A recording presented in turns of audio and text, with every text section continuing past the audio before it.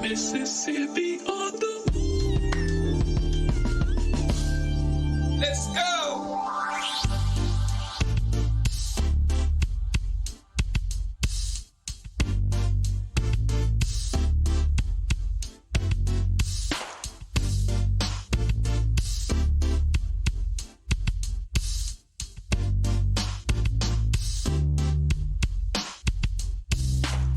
Deep in the delta where the willows grow, in the soil stained by the blood of my ancestors.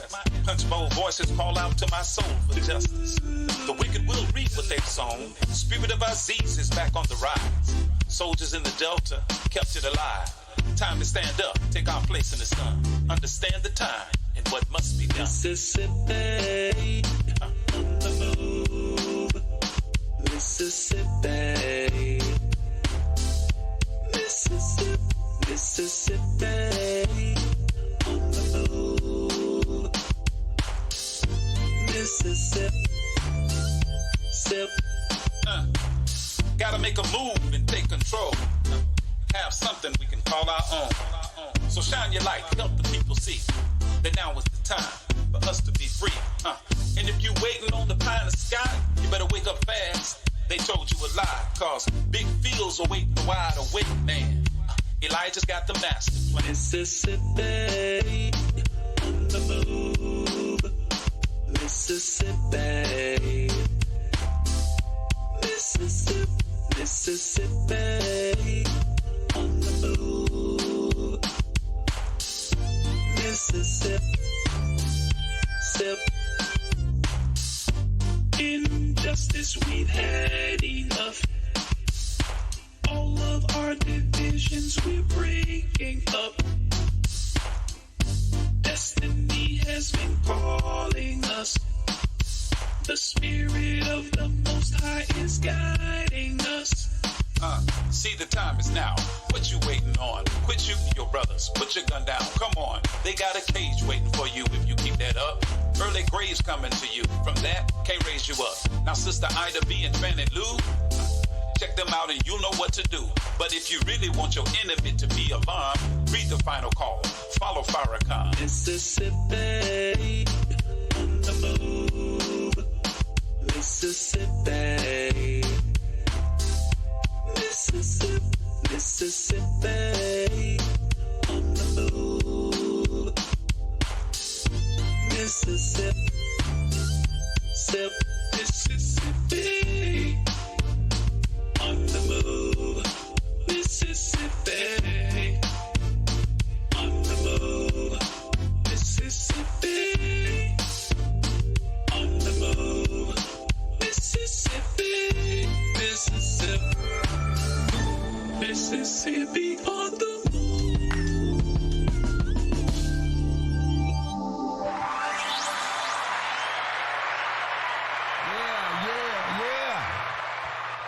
Assalamu alaikum, peace be unto you, and welcome to yet another edition of Mississippi on the Move. I'm your brother Abdul Shaheed Muhammad. And I'm your brother Kenneth Muhammad. And we're off and running, Brother Kenneth, in the name of Allah, the Beneficent, the Merciful. I bear witness that there is but one God, regardless to the land, label, or language we choose. We thank him for all of the prophets and for all of the scriptures that were revealed through them. Please allow us to greet you with the greeting words of peace in the language of all of the prophets of Almighty God, of Assalamu alaikum. And those words to our audience simply mean, may peace be unto you. And certainly, Brother Kenneth, in a time like this, man, we really, really, really need some peace. What you say, brother? Yes, sir, bro. I agree with you 100%.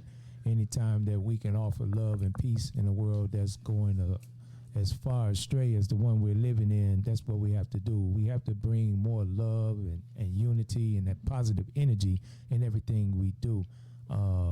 The societal discourse is always heated. It's filled with vitriol. So only way to combat that is with love and right guidance. Yes, sir, brother. And I'm going to ricochet off of those words, man. Speaking of peace and positivity and love that you just mentioned, man, we're going to have a bright spot tonight.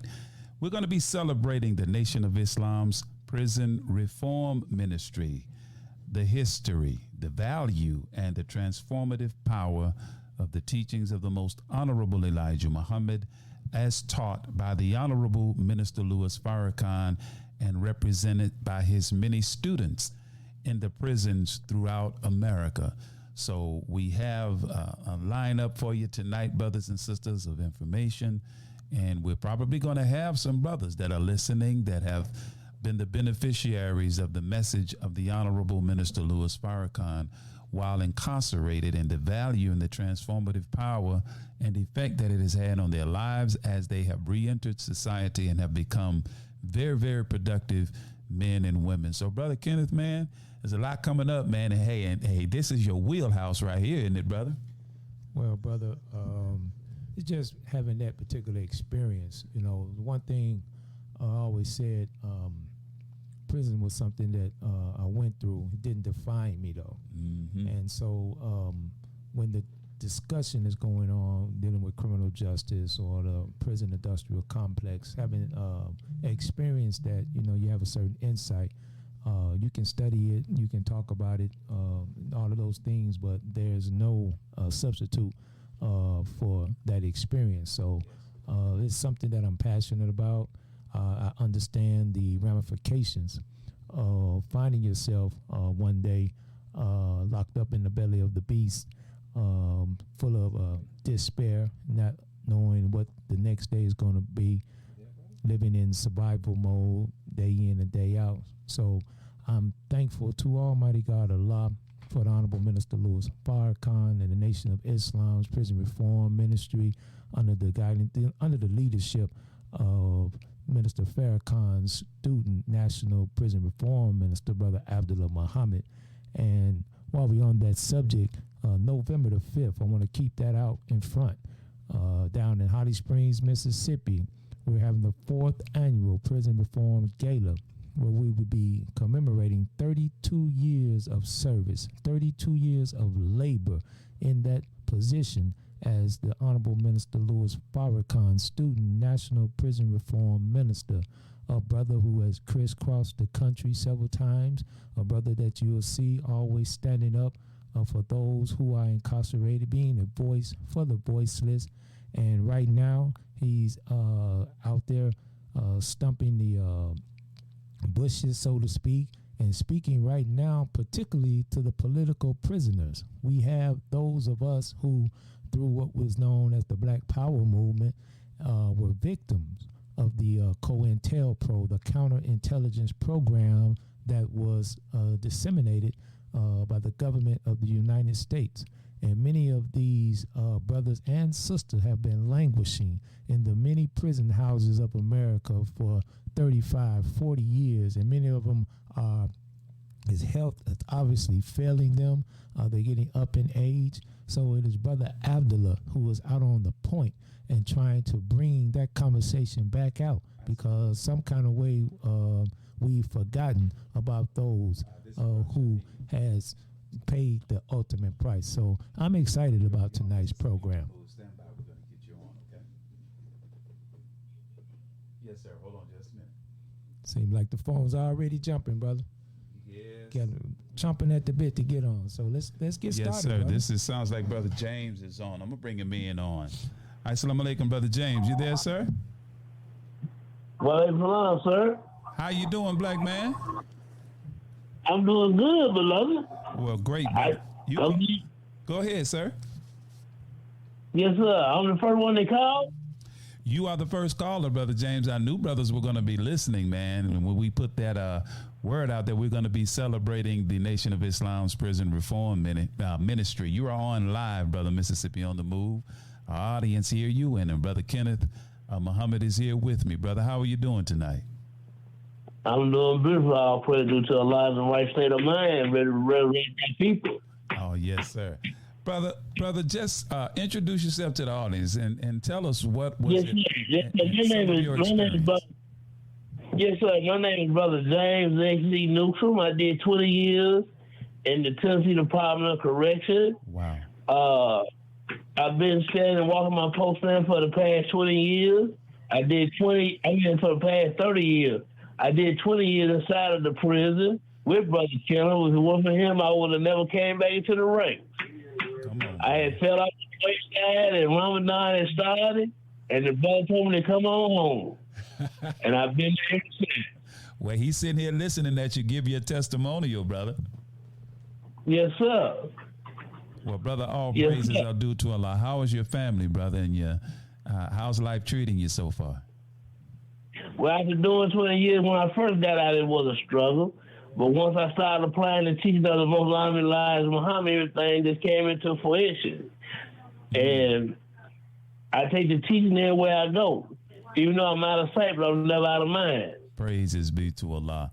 Brother, we're highlighting this, and we thank you. We certainly thank you, brother, for calling, and we certainly appreciate that you would take time out of your schedule to just share with us and our audience what the teachings have done for you. So what are you doing now, brother? Right now, I'm still selling the paper, and I'm working on a book, as a matter of fact. Wow. Called for he come out of prison, although he was born part in his kingdom. Ecclesiastes 4:14. I'm working on a book. Wow, very good. See, those are the kind of things that this teaching inspire us to do once we have a brush with them. And as I pray to Allah, brother, that He will bless you in your endeavor to write your book. And just let us know, brother, when it publishes, because I certainly will support you and purchase one of your books, brother, because it's a powerful testimony that a man can do that amount of time, come out, reestablish himself, and be able to write a book and to get with his family and just get back on what we say in Islam is Siratal Mustaqim, or in English, Yes, the straight path. So, Brother James, you make sure you stay on that straight path, brother, and whenever you so desire, make sure you tune in to Mississippi on the Move on the regular. I don't know, you want to give a shout to Brother Kenneth before you get out of here? How you doing, Brother Killer? I appreciate you, brother. And if it wasn't for you, I'd have never got back on my post. I did 20, and I've been out 12 now. And I take the teaching that you gave me back in the during Ramadan everywhere I go.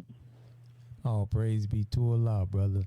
It was Allah that raised you. I just was a mechanism that was used at the right time. It was already there. You just had to be reminded. So the Quran teaches us that a reminder is good. So, brother, I love you and always been very, very proud of you, man, and honored to be your brother. Yes, sir. I'm going to always be the next day long prison reform student, James J.C. Newsom. Yes, sir. Praise be to Allah. All right, my brother James, may Allah bless you, brother. We'll greet you. Yes, sir. Assalamu alaikum. Yes, sir. Alaikum salam, Brother Kendall and Brother Saeed. Yes, sir. Thank you, Yes, sir. sir, brother. That was one of our brothers. Hey, brother, we didn't even get to the axioms, man, before the phone started jumping.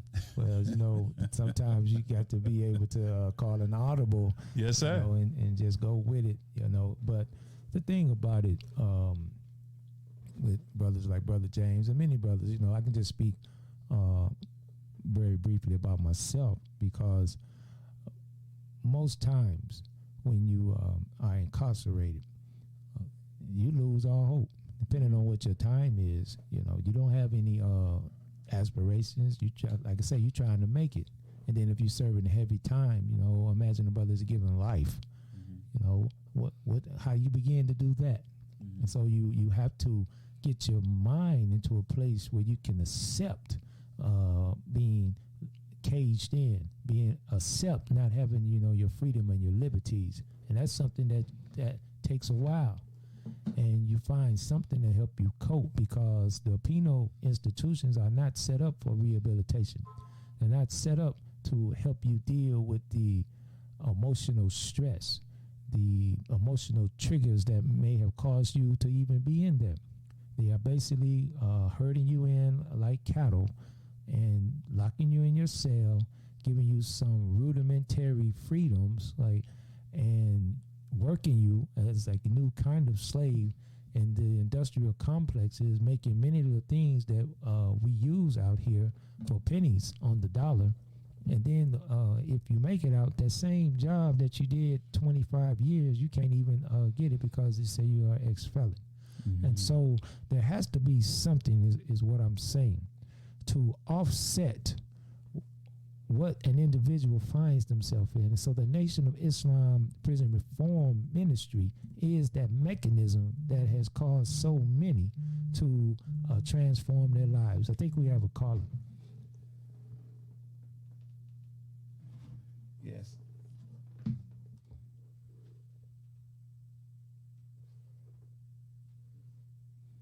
Well, while we get the caller ready, I'll just keep on. As I was saying, with the Nation of Islam Prison Reform Ministry, it's a mechanism that allows the individual to hear a particular teaching that will inspire them, will motivate them, and give them the tools to transform their life.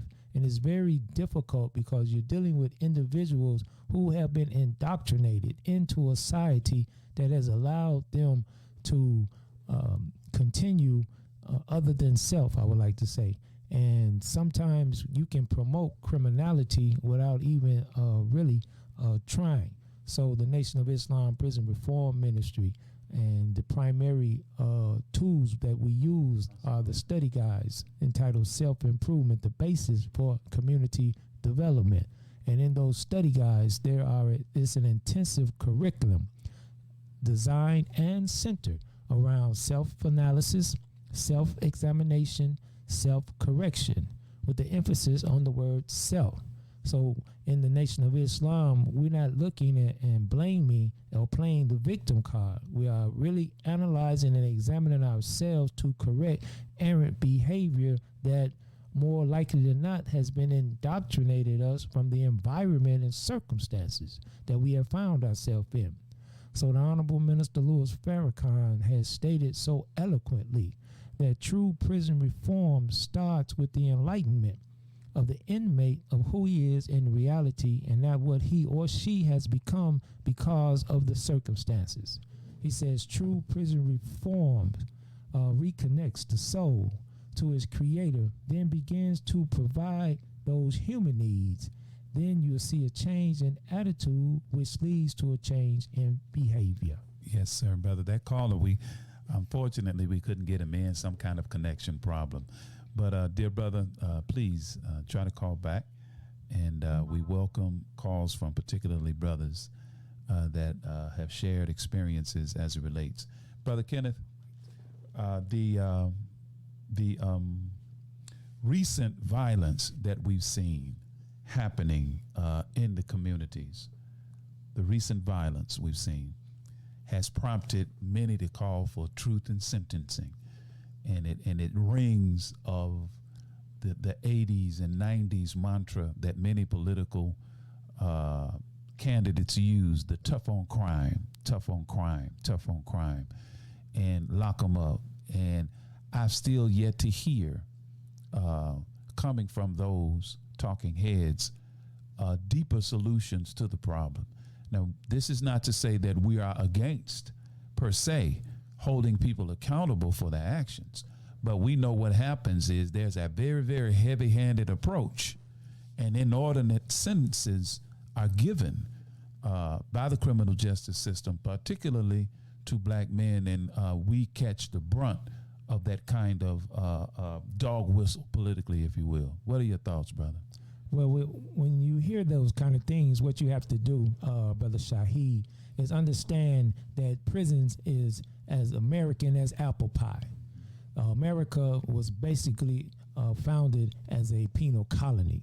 When you study the history and those who were brought over here, our ancestors were brought over here in captivity, and they basically were in prison on the plantation.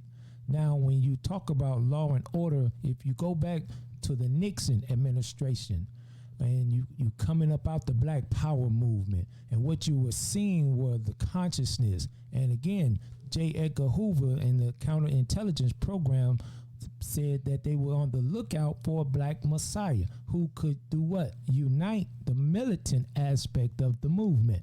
And so they saw young black men as a threat. So Nixon would use the word law and order, tough on crime. And that's a dog whistle to a white supremacist mind. And what that is, I'm the one that's going to keep these darker people in check. Vote for me. So they had to promote an agenda and sell it to the American people. There's principally 5 P's to control. Who are you trying to control? You're trying to control a group of people that you view as undesirable. So the first P is penology, or prisons. Now I have to come up with a philosophy. This is the tough on crime, the law and order. Then I have to use a psychology. I got to brainwash the people I'm talking to, and I got to brainwash the people I'm doing it to. Then it comes in the politics.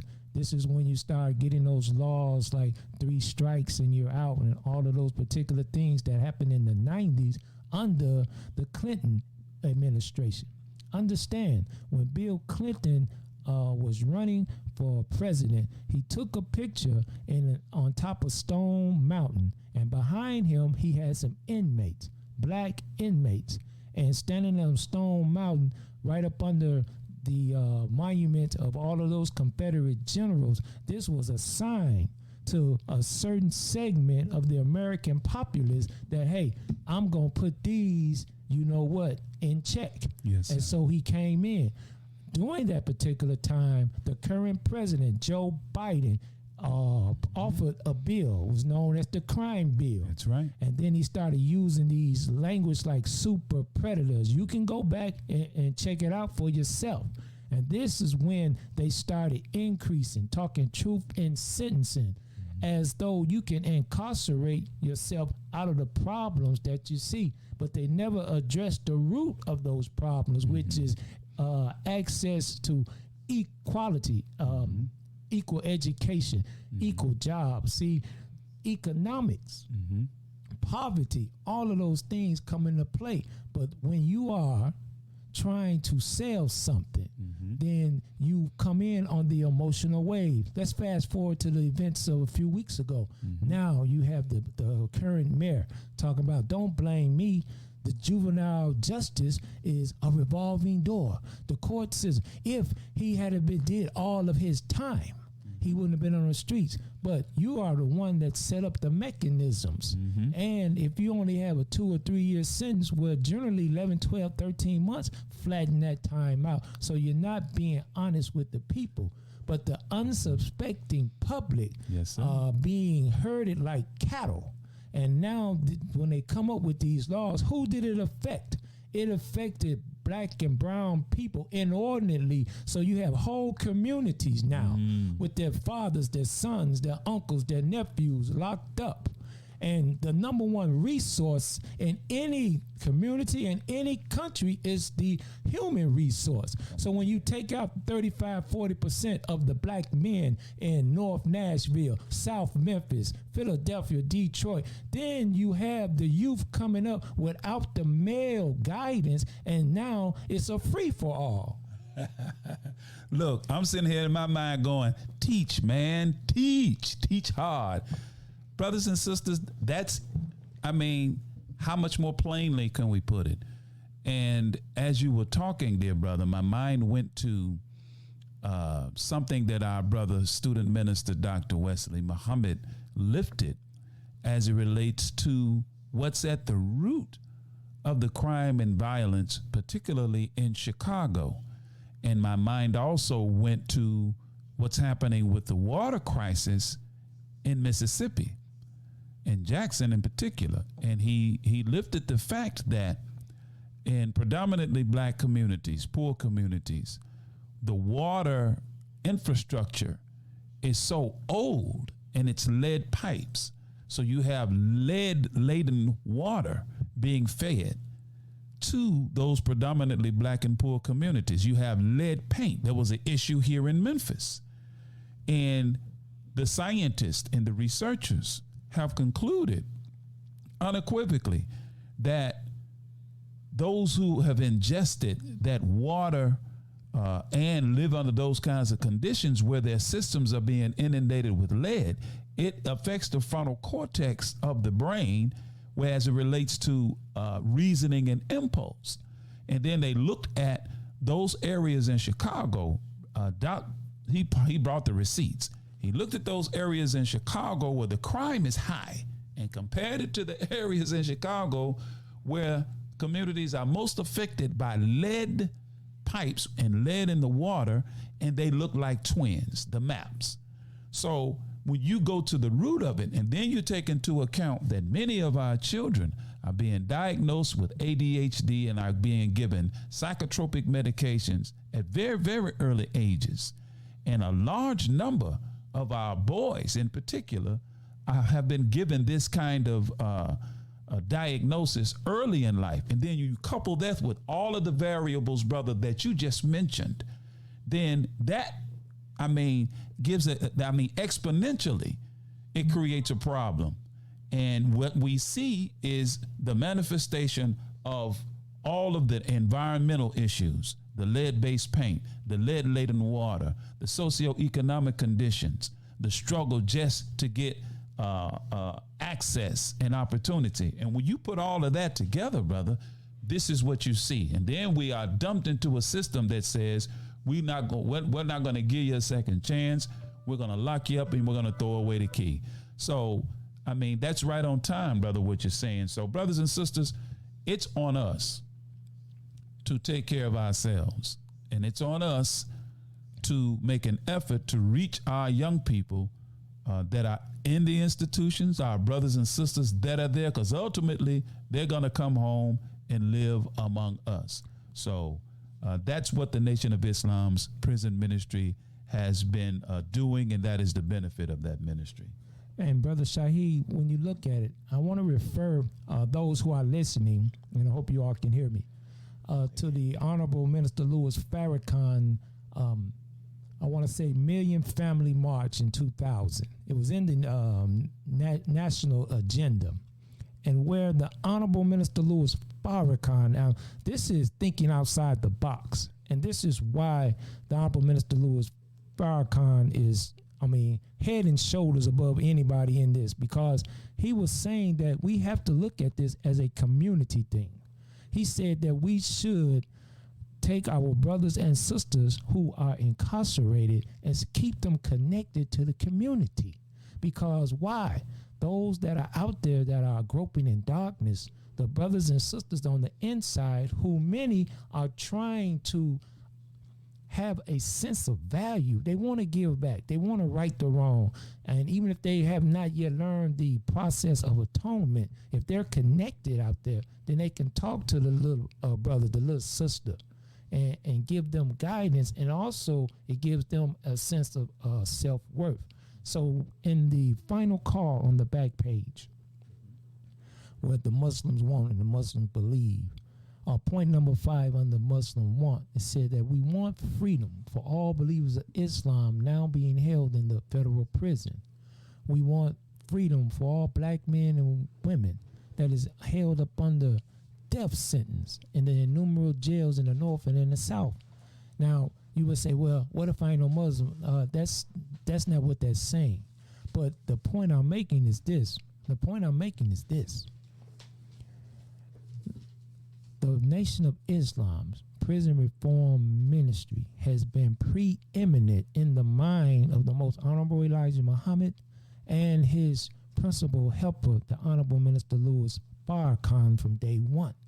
And so it is necessary, it is essential that the Nation of Islam's prison reform ministry be supported and understood. For example, when you are incarcerated and you come in, just the shock of what you see starts messing with your mind. The physical is one thing, but the psychological trauma that you go in, because you have to be psychologically made a slave, because it's your nature to want to be free. And so I have to get into your mind. And so the first thing is when you keep hearing me refer to slavery, because it's just a new kind of plantation. It's a new process. Because once you come in, the first thing you've done is just like the slave, you're stripped naked. They take a hose. They used to take a hose. They'll throw you in the shower, do all those kind of things. But it's done to humiliate you, to give you a sense of hopelessness and despair.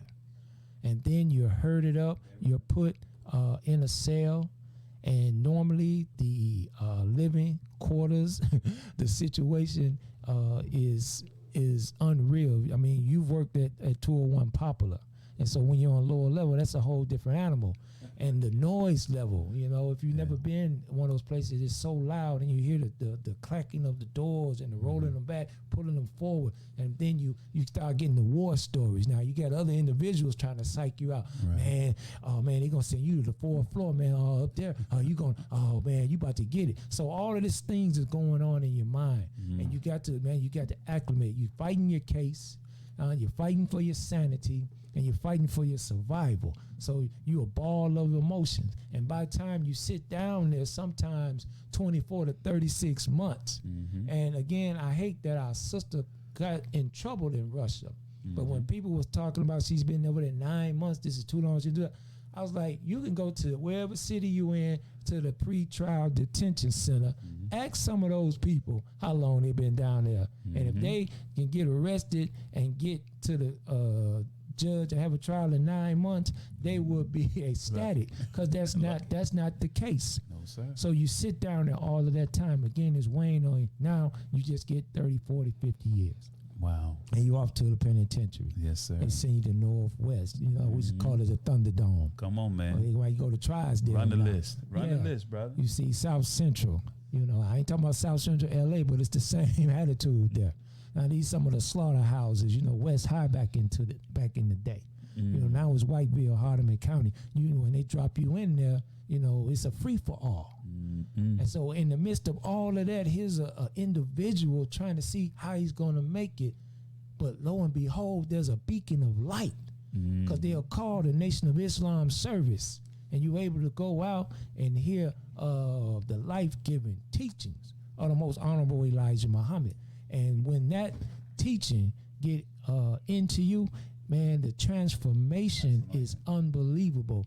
I mean, there's a cadre of men and women who can bear witness and testify to that point. Got a caller. Brothers and sisters, we got a caller calling in, Brother John 4X. We're going to bring him in live. Let's see, is he there? Brother John, are you there, sir? Yes, sir. I'm here, sir. Man, go right ahead, man. You're live on the air in the Mississippi on the Move podcast. Tonight's episode, we are celebrating the Nation of Islam's prison reform ministry. How are you doing tonight, my brother? I'm doing fine, sir. And assalamu alaikum, brothers. Wa alaikum salam, sir. What's on your mind, brother? First, a whole lot. When we talking about this prison reform, I'm so full, we can do full podcasts. But I'm not going to hold us that long. Yes, sir. But first, I want to say this is my first time tuning in. Yes, Congratulations on this show, man. Just really, really good show.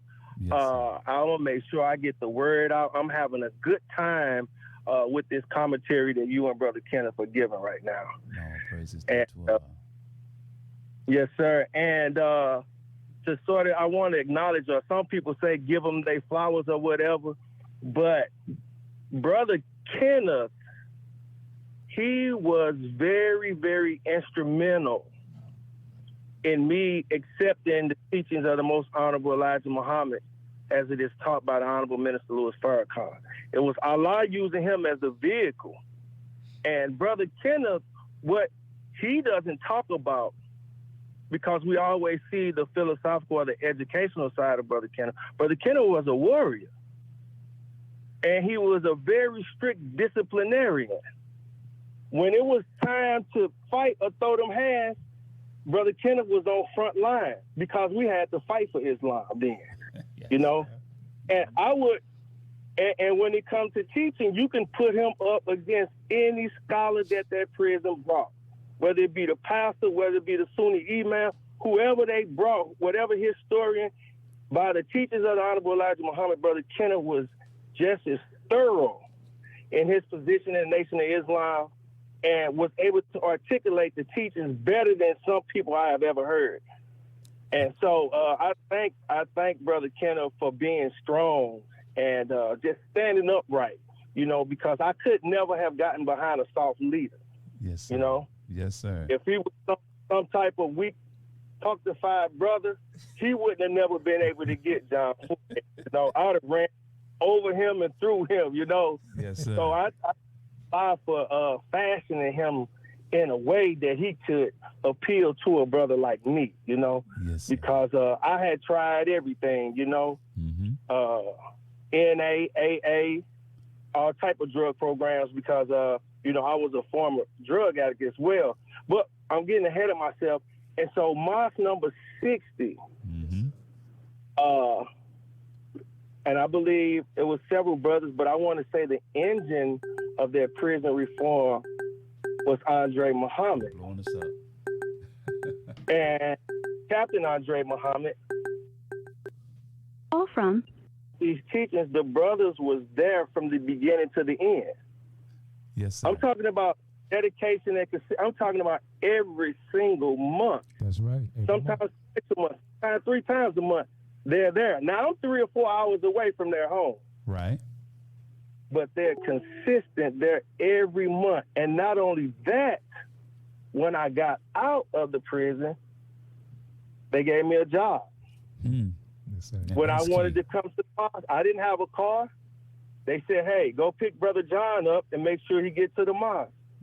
When I first got out, I lived in a hotel room. The nation of the prison reform ministry would raise money to help me pay for my hotel room. Say that. You know, Come on, man. I'm saying this from the beginning. I'm talking about a follow through. Not only that, I'm born and raised in St. Louis, Missouri. Put me in a car with his family and took me home to see my family in St. Louis. Now, how come you can't get behind a prison ministry like that, man? Yes, sir. And so, in turn, I've been clean now since 2007 when I accepted these teachings. Praise. Praise be to Allah. Yes, sir. And I can tell you, brother, he hadn't missed a beat. I wanted to get that in real quick. What he was doing inside, he ain't missed a stride, brother. He doing the same thing on the outside. Yes, sir. I left the streets a drug user. And when I got to prison, I was a drug user. And then when I heard the teachings of the Most Honorable Elijah Muhammad, I quit doing all that. Praise. And so now I'm in the community. I'm working. I go out with brothers inside the community. I'm married. I have a family. Hold on. You what? I'm married and I have a family. I'm at work right now. I'm hiding from. I'm on the plantation now, so I'm hiding from the boss because I had to get on this podcast. But in closing, I want to say this. I'm not gonna hold y'all long. I heard Kenneth say the Nation of Islam offsetting what the prison had established, or offsetting what the enemy is doing, and that's exactly what it was. Because when they build the prisons, what is inside of the blueprints is the chapel. When they build the prison, part of the design is to put the church in the prison. And that was another mechanism to keep us docile or keep us easily disciplined or be able to move us around without us putting up a fight. But the Nation of Islam came in and offered us something totally different and appealed to a different demographics of brothers inside of the prison. You know? Yes, sir. So you didn't have homosexuals coming out to our service. You know, yes, sir. I know that's probably not politically correct these days, but I'm gonna just keep it real.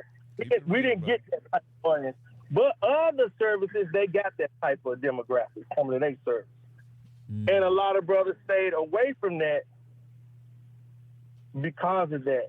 But when the Nation of Islam came and brought us the knowledge of ourselves, taught us to study our history and education, taught us to respect ourselves and to respect the black woman.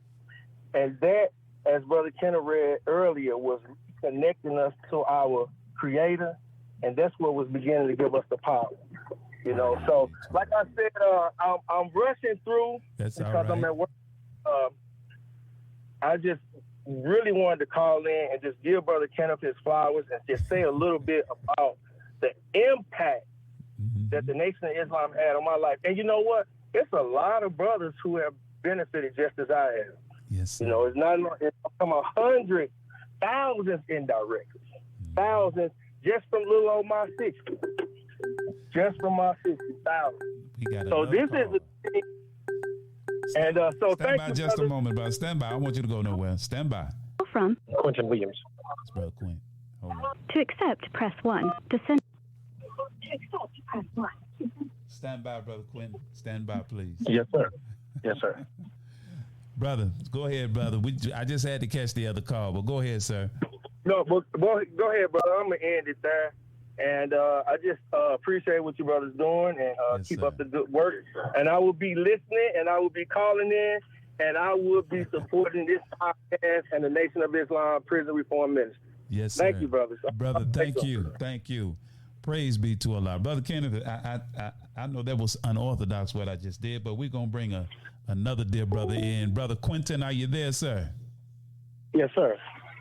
Man, if they're coming in back to back, we just had another soldier on, brother, that was giving his testimony. Welcome to the Mississippi on the Move podcast. Brothers and sisters, these brothers are calling in. We want to thank everyone for tuning in. I want to quickly give some shout outs to all of those that are listening.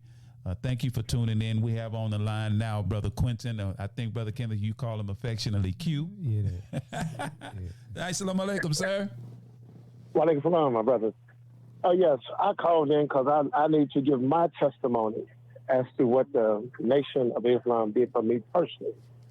You know, when I first I was sent in 2004, you know, let me give you a little brief history. In 1985 was the first time I ever heard the name mentioned of Louis Farrakhan. I was in the 10th grade, and they was like, stay away from this man. He was the second Antichrist, whatever. When your people don't know no better, you can tell them almost anything about somebody when you don't do the research yourself. If you allow somebody else to tell you about your people, you don't research your people, you won't know your people. So let's come up to 2004. I was sentenced. Never been in trouble, didn't know anything about it. But I used to see some guys walking around the penitentiary looking different.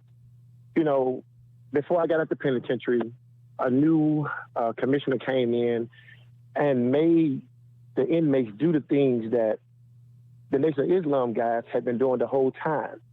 Put your shirt in your pants, walk upright, pull your pants up, look like, conduct and carry yourself like a man. And I used to look at those guys, and I used to be like, something different about these guys. I had heard, we called Brother Kenny the minister. You will often hear us refer to him as the minister because he was our minister. He was the one that was the bridge between us and the Honorable Minister Louis Farrakhan. You know, if we, didn't see Kenny living the life that the minister had instilled in him and helped him to live, why would we want to do it? We used to sit and watch Kenny to see, okay, is he really who he say he is? More importantly, is he really what he say he is? Come on, man. When you in the penitentiary, all you do is have time to think. You have to make a decision. Am I gonna do what brought me to prison, or am I gonna do something different to keep me out of prison? I did 15 years, and I never saw a brother that accepted the teaching of the Honorable Louis Farrakhan ever re-offend. Now, I saw people, I'm not hitting on anybody's religion because, hey, I believe what I believe, and I choose to follow the Honorable Minister Farrakhan. I had questions. Nobody could answer my questions. But one day I came in and I sat down at a service called the Jumar. They used to always ask me to come. I never would come. One thing about coming to Jumar, the prison make you make a decision.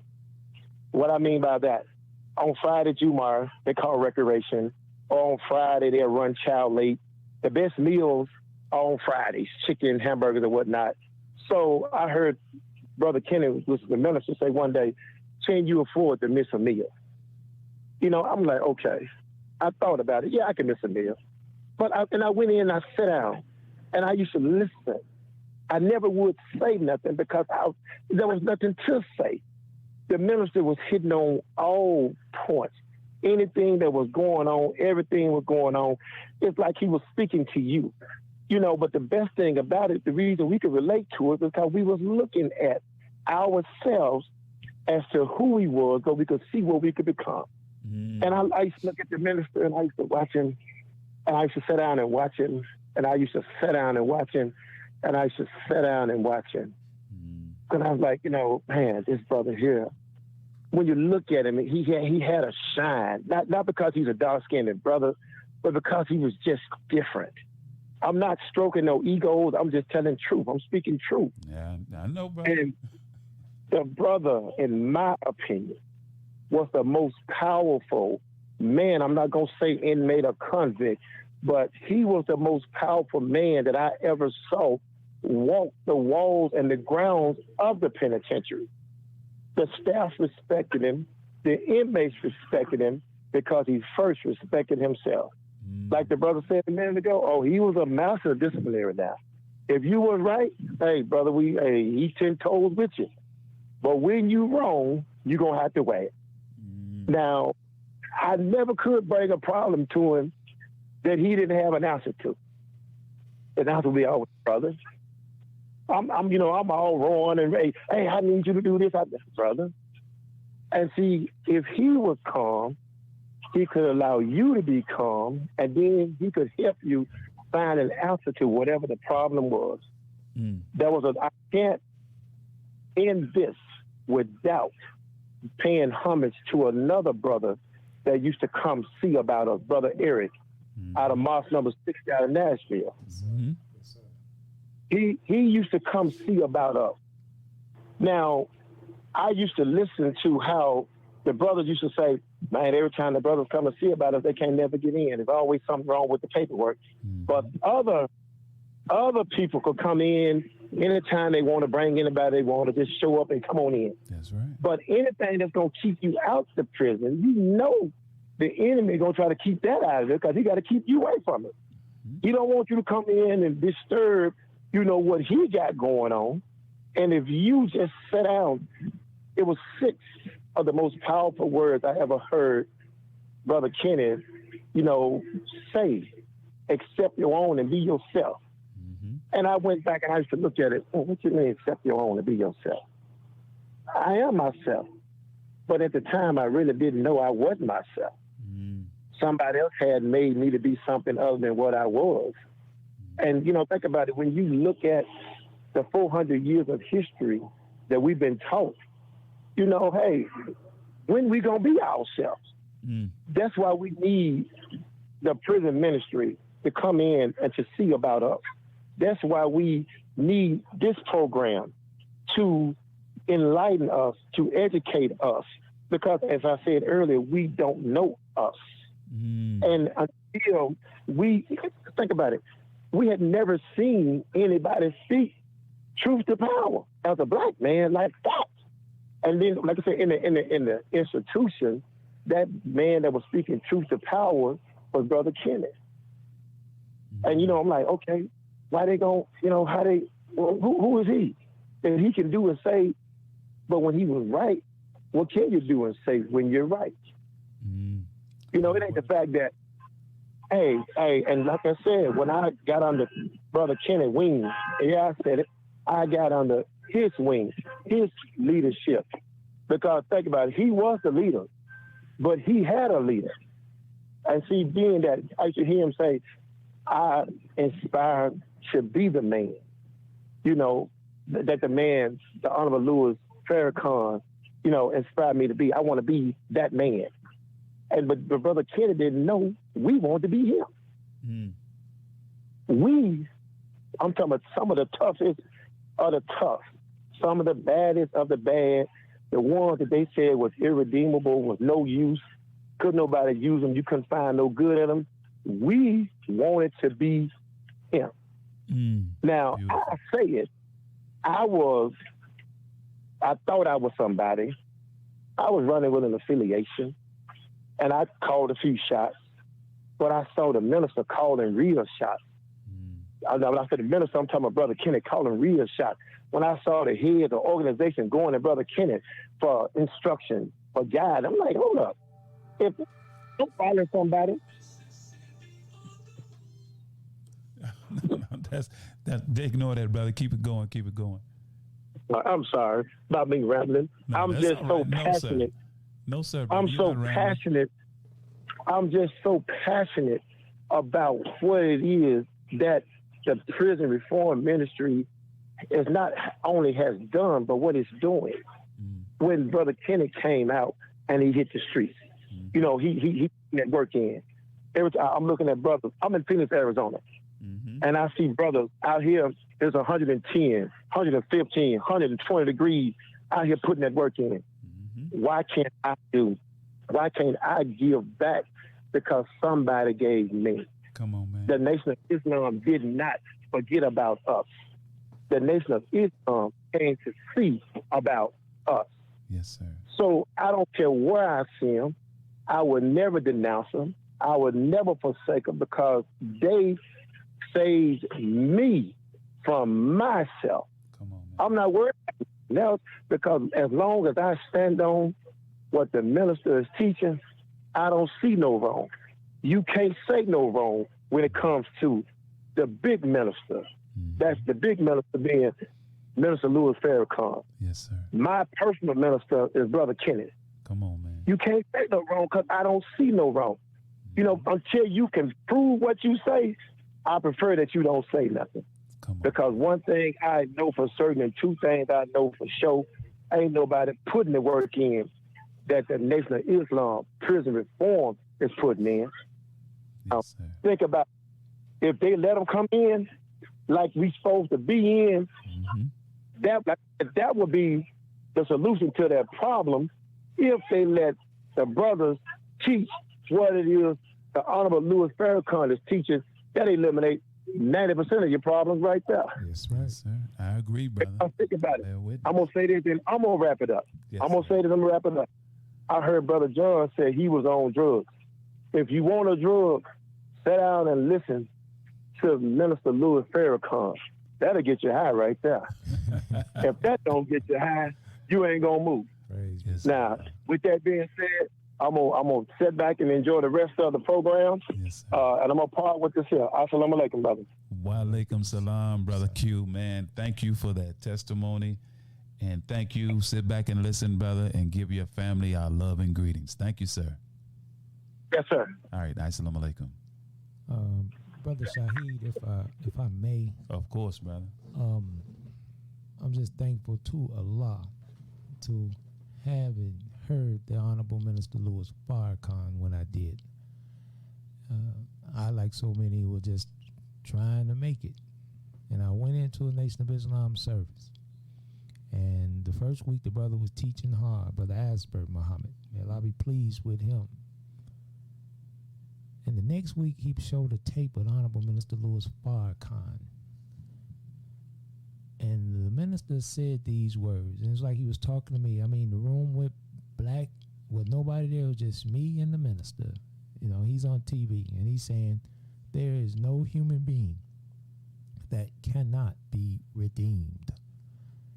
And for whatever reason, that struck a chord with me. And I'm saying that because, you know, the brothers that gave that story, and they was talking about some of the things that Allah blessed me and used me to do. I could not have done any of that had I not heard the life-giving teachings of the Most Honorable Elijah Muhammad coming from the Honorable Minister Louis Farrakhan. And I would not have had the sustained strength and effectiveness without the guidance, support, and commitment from Muhammad's Ma's number 60 prison reform team, because this was just phenomenal. So I want to say whatever, you know, good that I did is because I was the beneficiary of a greater good. So the Nation of Islam Prison Reform Ministry, there are many, many great lights, and I'm just honored that you brothers are still doing well. And I just want to say thank you, and may Allah continue to bless me. I think we got another caller. Yes, sir. We got another caller. We got brother Dennis X on the line. We're gonna get brother Dennis in. We're gonna let these brothers testify tonight, man. You there, brother Dennis? Assalamu alaikum, sir. Wa alaikum salam, brother Menace. How you doing? Man, I am blacktastic and getting better. I'm sitting here getting fed, man, by these brothers calling in. What's on your mind, brother? Where your testimony at? Oh man, I'm listening to these brothers talk, man. They got me fired up. They got me feeling good, brother. All praise due to Allah. I just wanted to chime in my little 2 cents, man, from a different perspective, dealing with the prison reform ministry. You know, brother, and I want to get y'all in the greeting words of peace. Assalamu alaikum also. Yes, and wa alaikum salam. In 1990, I was convicted of a murder charge. At 15 years old, I went into prison with 15 years. At 15 years of age. Whoa. And at that time, they didn't have juvenile facilities. They eventually got them inside the prison, but at that time, if you got adult time, you did your time as a juvenile with adults. Whoa. Yes, sir. I went through that process. I was so young, they eventually sent me to Calf Youth Center until I became of age to go to other prisons.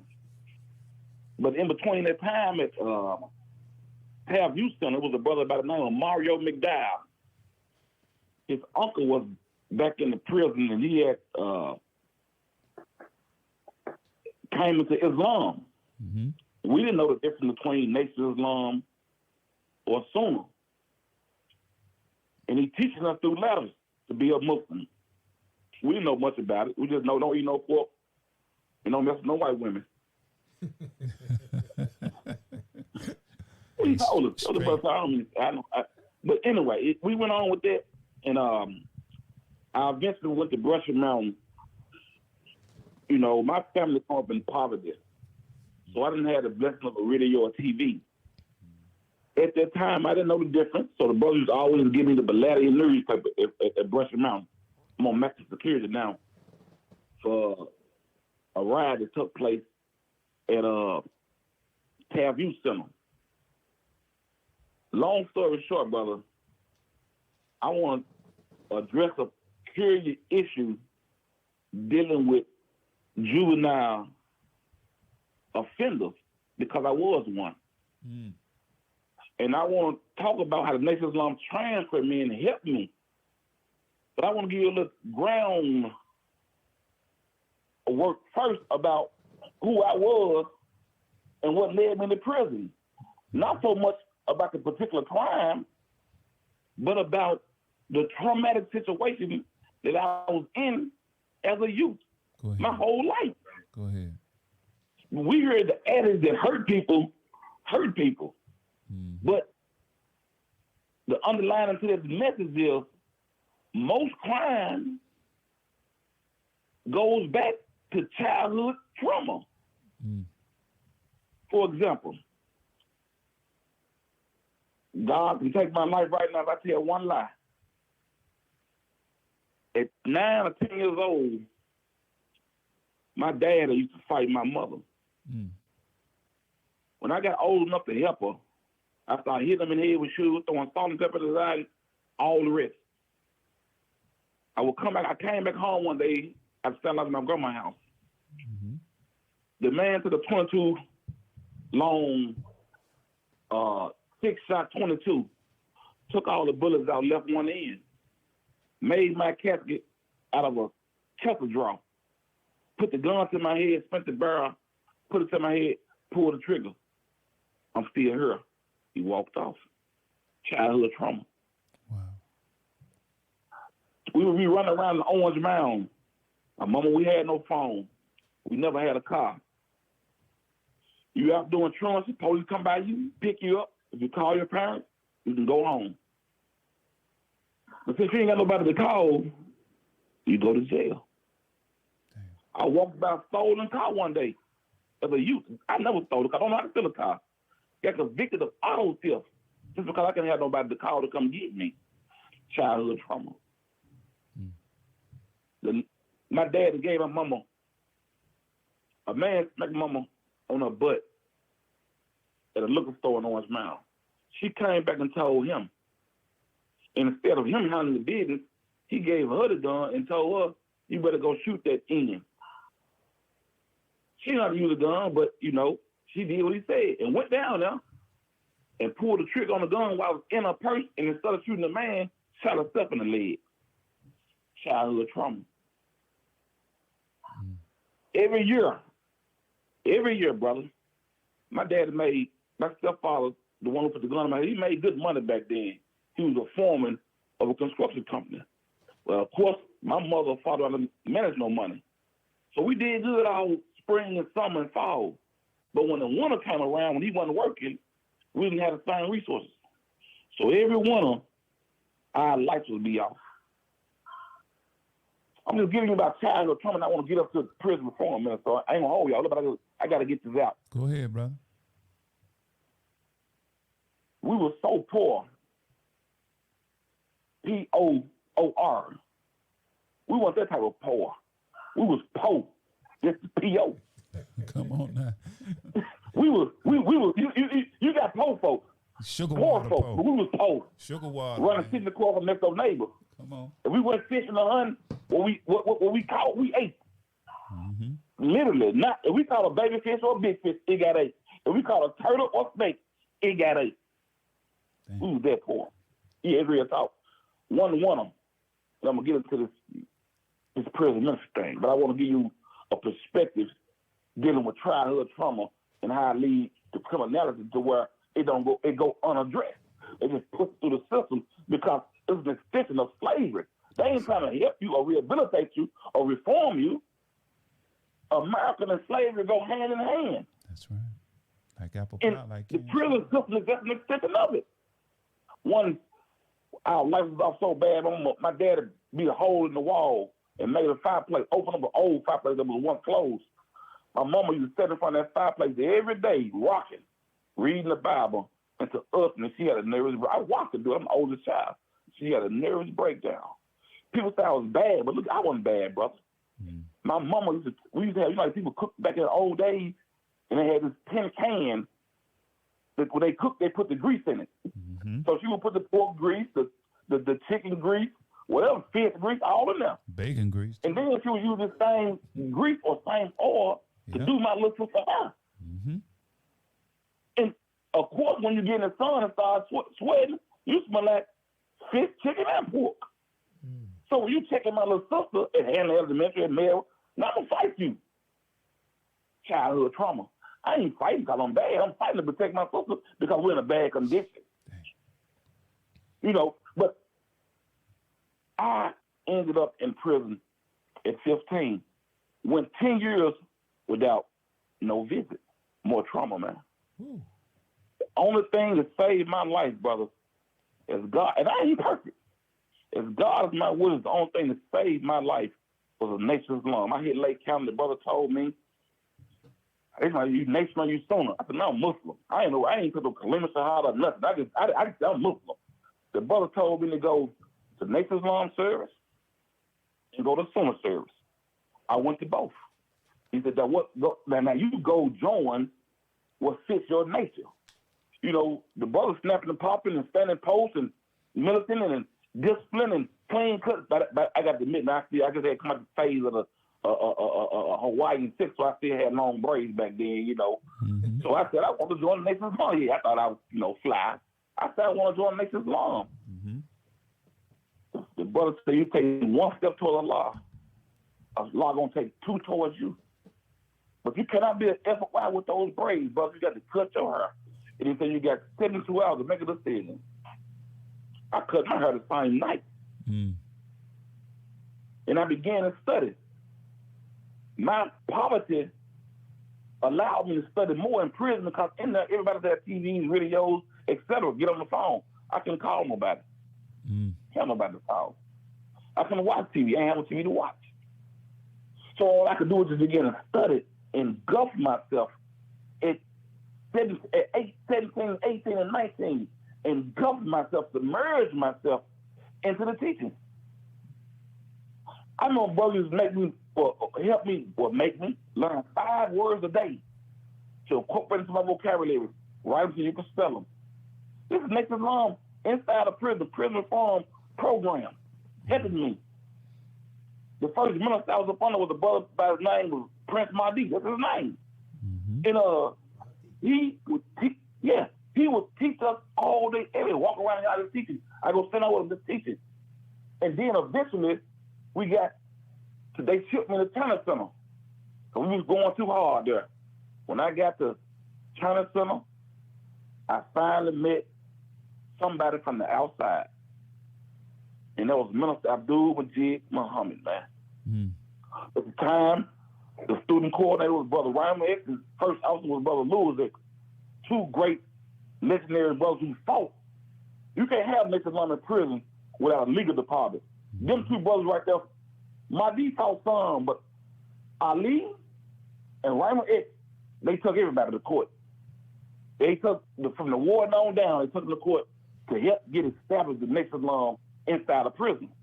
Remember, Jig would come in, like the brother said, once or twice a month. Make sure we had the proper equipment and proper tools, man, to learn. And the brother had the best examples in the world of what it means to be a black man. You know, in prison, you got to fight against the gang. I mean, fight against the temptation to join gangs. You got to fight against the pervasiveness of drug use, the gambling. Everybody want to gamble in poker or basketball or sport and play. We didn't do that. We fasted every month from Thursday to Sunday. Come drink number black coffee, no sugar, no cream. Come on, brother. And we still gonna go out there and run still go out there and run 5 miles a day. We trying like that. But the Nation's Love made me and molded me into a man because they made me divest of some of my bad ways, and they substituted me, the law substitution. They gave me something to replace it with, man. They showed me, look, I haven't seen nobody from the outside world. When the brothers came from the inside, man, they didn't just give us spiritual food. They gave us mental, spiritual, all kind of food, man. And it's the love that the brothers in the community need. We all want respect, appreciation, and validation. The Nation of Islam did that. They made you into a man. They gave you validation.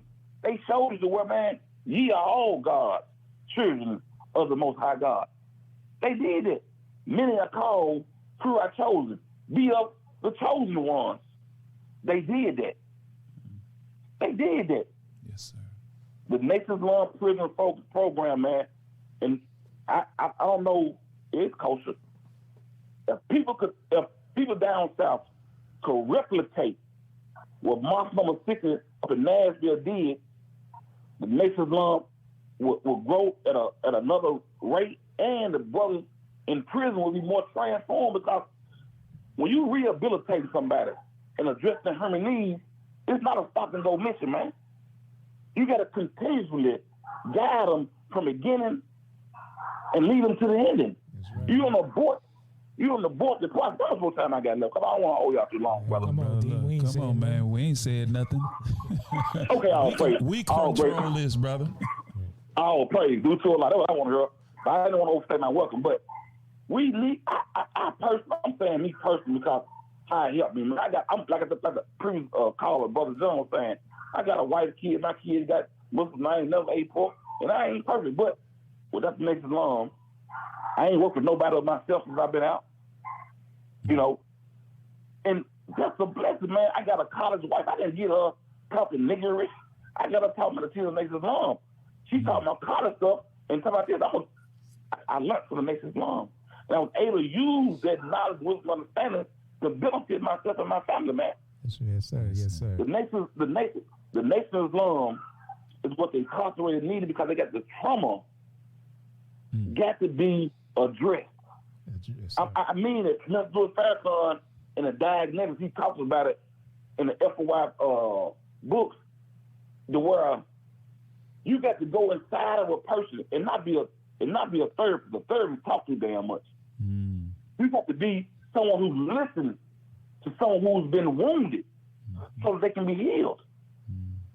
You got to listen to them, man. They'll tell you. When you go to a doctor, the doctor asks you certain questions about your family history, your background, how you feeling.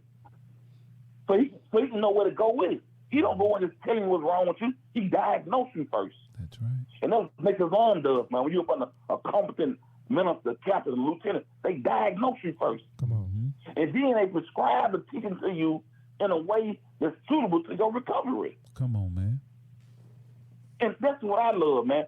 See, it reminds me of a story in the Bible about a brother named Job, man. Joseph, Yusuf. Mm-hmm. At 17 years old, has brothers and stuff test on him because of a dream he had.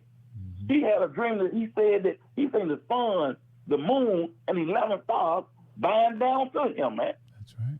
Quran. And long story short, his brother put him in the well. He didn't die. He ended up in Egypt, ended up being a big man enough, so to speak. And then behind it, ended up going to prison for a false charge of rape or attempted rape, man. Mm-hmm. But he stayed there, fulfilled his dream, fulfilled his study, knew that he was a man of God, even though he was in prison. Mm-hmm. And ended up becoming the king of the country to save his family, man. That's in my opinion, that's symbolic of many of us. Yes, sir. I would agree. That's symbolic of many of us. And I'm going to say this, I'm going to close this right here, man, because everybody else done said everything that needs to be said. If you go back to, y'all was talking about the 1980s, man. Mm-hmm. If you put the book by Gary Webb and what Dr. Sister Maxine Waters said about the CIA and Oliver North, and instead of the history of the real Ricky Ross, Rick Ross, how the countries use drugs to finance their operations. If you study it, you'll see the parallel and the growth of the prison industrial complex, man. Exactly. You'll see the parallels between the Crips and Bloods, where they started as a self-help community organization and they was prepared, misdirected, and then started fighting and killing one another, not just over color. It really was over turf to sell drugs on, man. That's right. Money and dope. And they use it to justify the prison industrial complex. Three scratch it out. Mm-hmm. You're a savage. You're a monster. Mm-hmm. Mandatory minimum. Statistically speaking, crime is going down, especially violent crime. But you will know that by the media. That's right. But it's a business now. So it's a business now. They got to find a way to keep the field at 90% minimum capacity. If they're going to charge them $1 million a day, just because they got the right numbers in there. That's right. So if you look around America, they got certain states where certain judges have been convicted of sending the youth to jail for crime they didn't commit just to keep the capacity rate full. That's a fact. The prison ministry. I said that's a fact. Go ahead, brother. Yeah, that's what people need to understand. Well, I don't understand. That's what they need to look at, because you put more into prison than you put into school. The teacher's salary needs to be, if not double, at least increased by 50%. The same way you increase the police salary, the fire department salary, increase the teacher's salary. 75% of teachers are women. Your first nurse. Mm-hmm. You see what I'm saying? Yes, sir. Increase their salary to what they got, what they want, what they enthusiastic about working. Mm-hmm. Because if economics and education go hand in hand. Yes, sir. I don't care what nobody say. Poverty is a mindset, because you don't know how to generate income no other kind of way. So you resort to crime. Mm-hmm. That's why I want to say this. When I started with the 4 examples, I started with about myself. Yes, sir. No matter what people say about me, about what I have done, I did it because I was excused my language. I was a savage in human form. My environment made me that way. My family conditions made me that way, man. Yes, sir. But by nature, I'm a loving, kind man. By nature, I'm a righteous person. But the condition of the environment, it affects hereditary. It alters your mind, alters your attitude, and if all you see is crime every day, guess what you're gonna do, bro? Yes, sir. You can say get a job. I got out of prison. I was in prison at 15, got out of the church. I didn't know how to do nothing. So I learned how to be a prisoner man. I didn't learn how to be a man of society. Wow. It was a brother named Omar Barrett started coming to prison and started teaching business class. We had religion down pat. It's a whole lot of religious folks in jail, and it's needed. But that's not the fix. It's part of the fix. It's part of it. It's part of it now. But when you get to get somebody's spirit right and mind right, now you got to get them a way to provide for themselves and their families if they got one. You got to address the real human need. Come on, Brother Dennis. And that's the tangible. That's taking the theoretical and translating into the practical. I'm not going to hold y'all up, man. Brother, I need to take you to prison with me so you can teach. Straight up. I'm not being facetious. I am because I'm saying this, Brother Dennis, because look, I've been blessed to be in the prison reform ministry now since 1994. However many years is that? 20 plus, almost 25 years, maybe 26.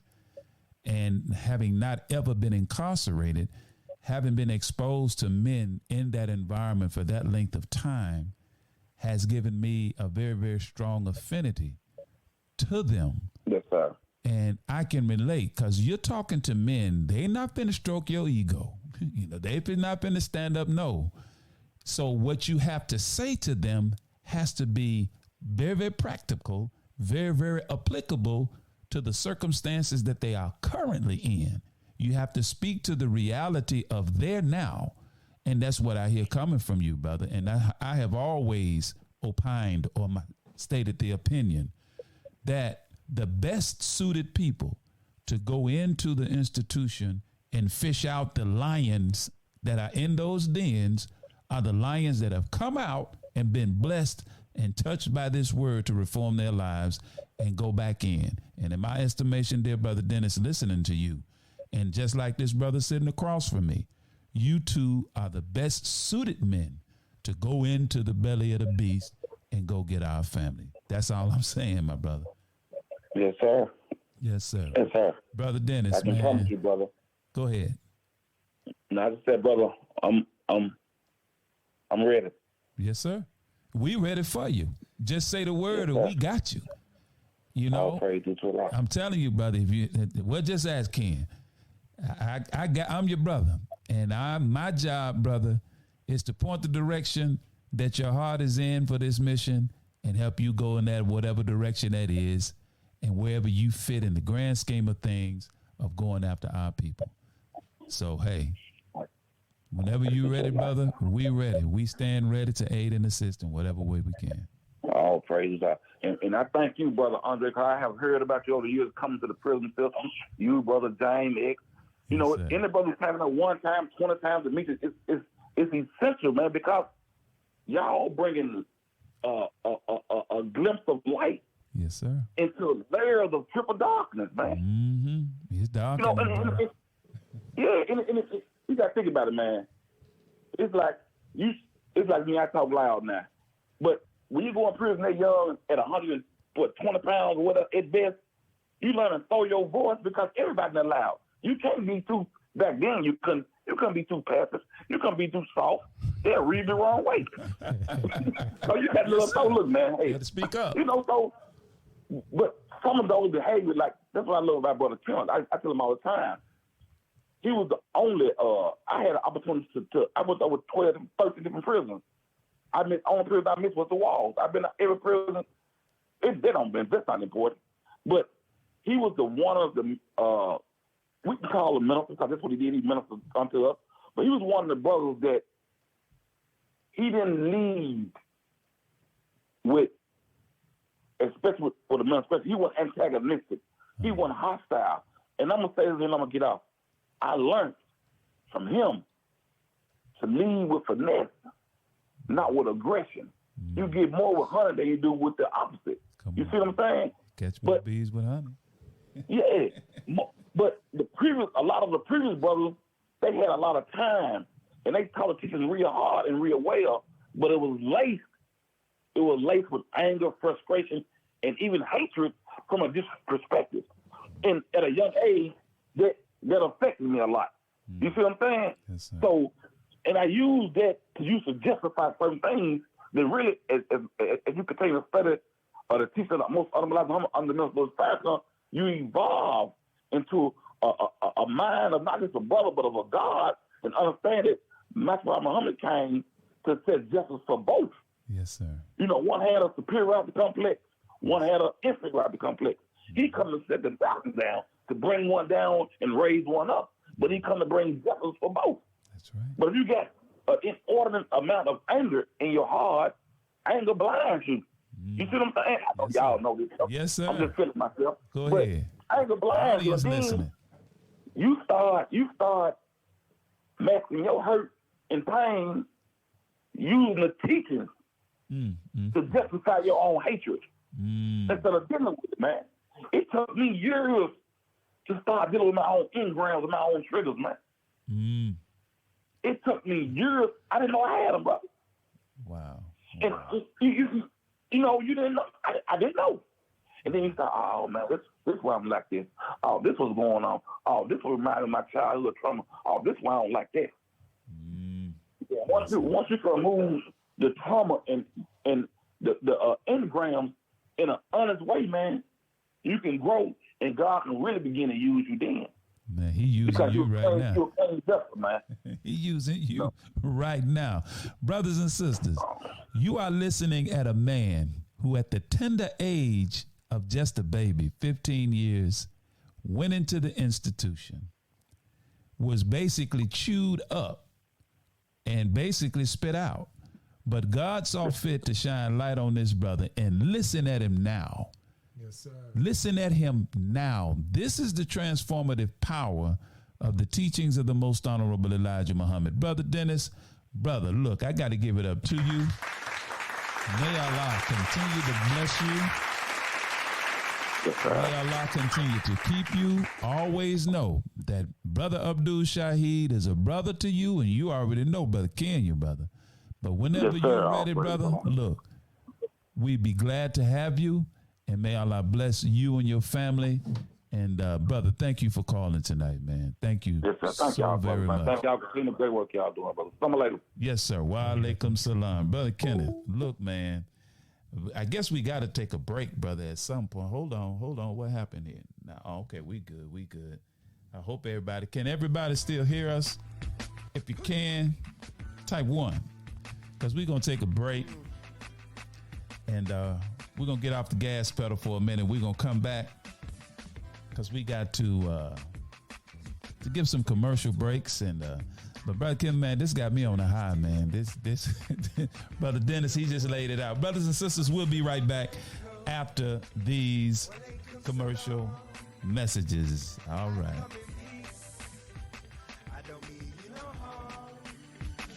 Assalamu alaikum. Walaikum salam. I come in peace. I don't mean you know. See, I come in peace. Ain't nobody I am hurting except my enemies. But for my brothers, I am working. Cause the powers that be wanna see, that's why they're lurking. We're both making our peace, but different food we are serving. See, mine is for the fork, adding substance to the fork. And yours is for the court, doing chores for the pork. We're both under pressure, getting burnt by this 33rd degree. So why on earth you wanna smoke me? It's your brother who's broke. It's your brother who's dying. It's your brother who you poke. Stick him up with the iron. He's the one who is arrested for the same dirty job. After you get a sentence in the prison, full stop. It's your brother who knows and overstands your grind. Your brother has the same pain sitting in his mind. Worldwide, 24 hours a day, 7 days a week. Download the Final Call Radio app and take us everywhere. On your phone, on your computer, on your tablet, on Instagram, Facebook, and Twitter. You can also log on to finalcall.com and click the Listen Live button or finalcallradio.com. Final Call Radio, the official voice of the Honorable Minister Louis Farrakhan and the Nation of Islam. What's your source for truth in news reporting? Justice, no peace. No justice, no peace. Where do you turn for non-corporate driven news that's fair and balanced? No shoot. Subscribe to the Final Call News, your #1 free and independent news source that delivers hard-hitting national and international news coverage of today's political, economic, and social issues. To subscribe to local home delivery, call us at area code 662-252-8999. That's 662-252-8999. Visit our website at www.finalcall.com. The Urban Indulgence Bath and Body Boutique. At Urban Indulgence, we pride ourselves on offering quality, effective skincare. Handcrafted with plant-based, skin-loving ingredients, our soaps and body butters will give you luxurious lather and ultimate moisture. Experience the Urban Indulgence at 3314 Poplar Avenue in Memphis, 3 blocks west of Poplar Plaza, or shop with us online at theurbanindulgence.com. Theurbanindulgence.com. And still we own nothing, not the clothes on our back, and we go through all this suffering for the fact that we are black. Even though we lack, we hate all the time. Open your eyes, you And we are back live with the Mississippi on the Move podcast. Brother Kenneth, what do you say to all of that, man? Well, brother, sometimes, man, all you got to do is say Assalamu alaikum. It's been said, and there are many more stories like that. Thank those brothers for calling in, and because all of those brothers are lights. And there's the sun, but there are stars that the sun produce. Each one of those brothers are stars. And as they said, if the Nation of Islam Prison Reform Ministry could have access, as other groups can have access. Right now in the Tennessee Department of Corrections, they all every time you try to come in, they keep make you jump through hoops. But if we had that unfettered access, as the teachers say, let us teach Islam without hindrance or suppression, and then look at the results. And we can get the results. We just need the access. We're not asking for money. Sure, that'd be fine, but give us access, and we're gonna take care of our people. And so this is why, again, I want to go back to the 4th annual Prison Reform Gate. That's right. That's coming down in Holly Springs, Mississippi. And we're going to be commemorating 32 years of service of Brother Abdullah Muhammad. Mm-hmm. And also we're going to have many of the prison reform ministers, those who have been serviced by them. It's going to be one of those events that we're going to dress up, man. We're going to put our best foot forward. It's not going to be some little rinky-dink thing, man. It's going to be black tie. Mm-hmm. We're going to have fine cuisine, fine music, and people going to be coming in, not just from the Mid-South, but all over the nation. Mm-hmm. The tickets are on sale now, and people are gobbling them up fast. But if you were on the fence about coming, or you didn't know if it was a worthwhile event, support, then if you just heard those brothers' story, then that should make you not just buy one ticket, but buy 10, buy a table, and then bring some people in so they can see and hear the stories and testimonies, and then understand what we're trying to do, because for so long we've been on the back burner. Mm-hmm. We've been operating out of the margins, because it's not a high profile thing, and sometimes people want the sauce, but we want substance. And if you want to find a cause that's worthwhile of supporting and join on to something that's bigger than yourself, help the Nation of Islam Prison Reform Ministry. You can get your tickets by going right now. You can call 901-50-7306 inquire about your tickets. We're also having souvenir ad books where you can purchase an ad for your business or something personal. And full page ads are $100, half pages are $50. And again, all the proceeds are going to the Prison Reform Ministry. And some people who never ask Red Cross what they do with the money. Never ask none of these other. Don't ask them no questions. What y'all doing with the money? Well, first of all, what we're doing, we're going to be buying materials. We're going to establish libraries. One of the things that we were blessed to do while I was incarcerated, we established Nation of Islam Prison Reform Libraries, meaning we had over 300 DVDs in our library. We had all the nation's books, the study guides. We had a copy of those, and then the weekly study guides that the brothers and sisters were engaged in the mosque. That's the curriculum that we had.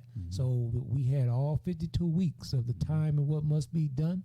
We had every good DVD that you like of the minister, we had it on the shelf. So if there wasn't nobody there to teach, then you could pop the tape in and let the minister teach, right from the television. So Yes, sir. that's what we're going to do with the money. Brothers inside have to be maintained. We're going to be trying to help them with their basic human needs. And then those brothers or sisters who are on the way out, we have to provide things for them. You heard Brother John saying that it was Ma 60, you know, that was picking him up because he didn't have a car.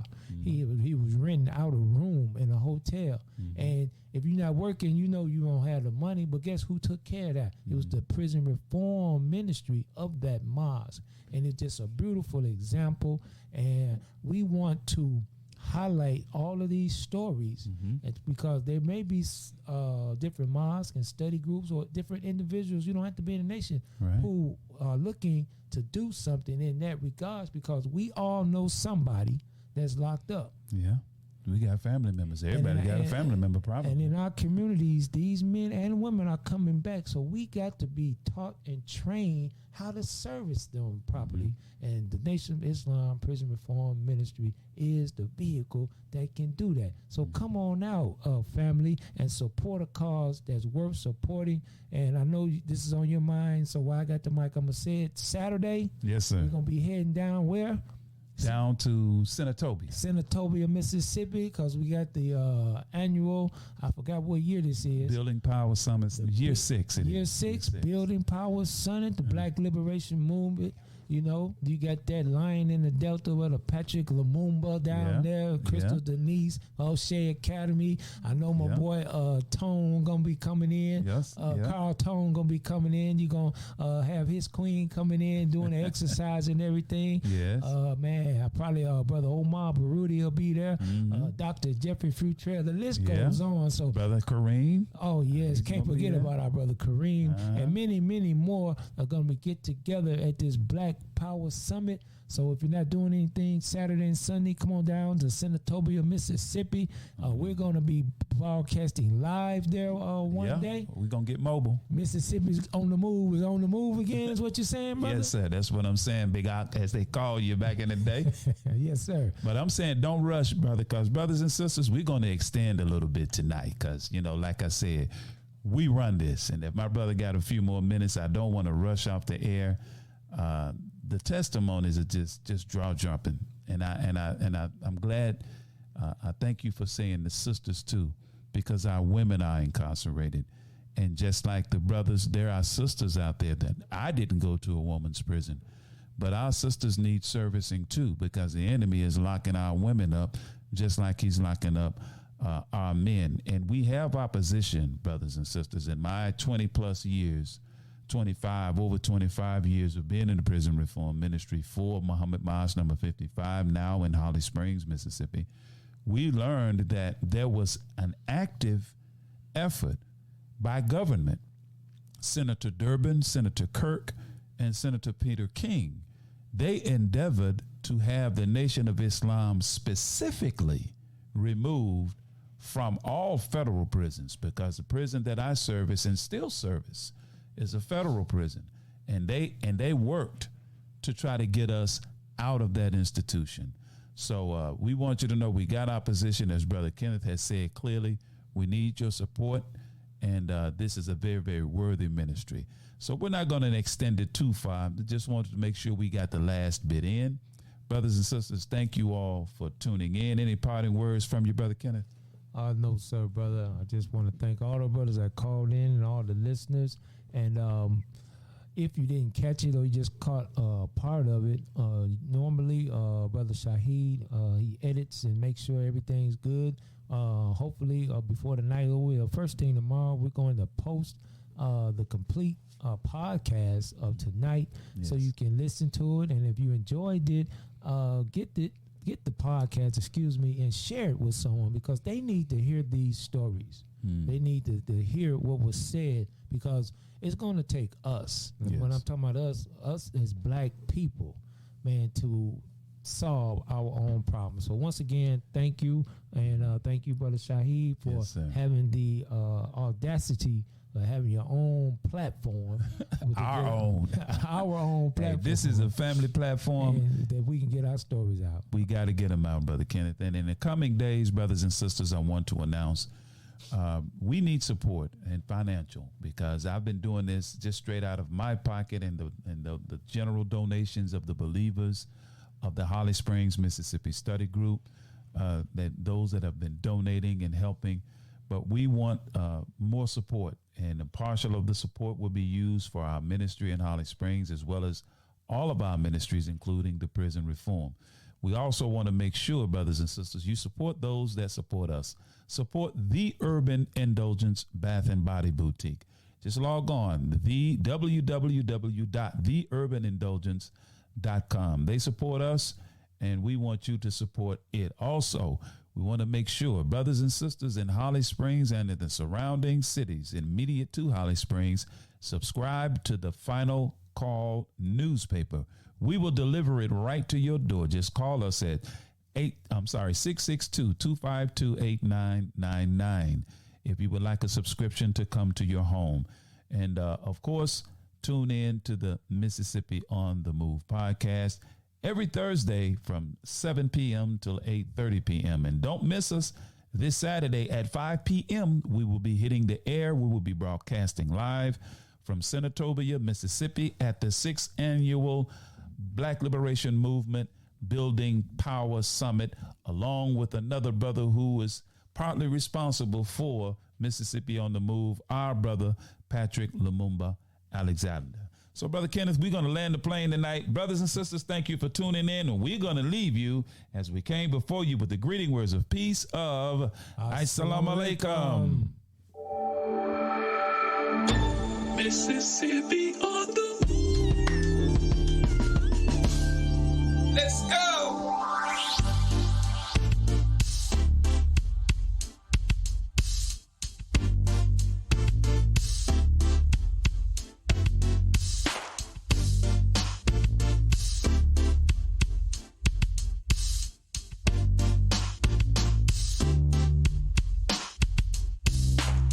Deep in the delta where the willows grow, in the soil stained by the blood of my ancestors.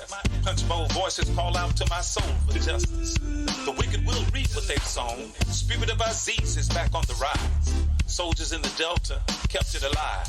Time to stand up, take our place in the sun. Understand the time and what must be done. Mississippi on the move. Mississippi. Mississippi.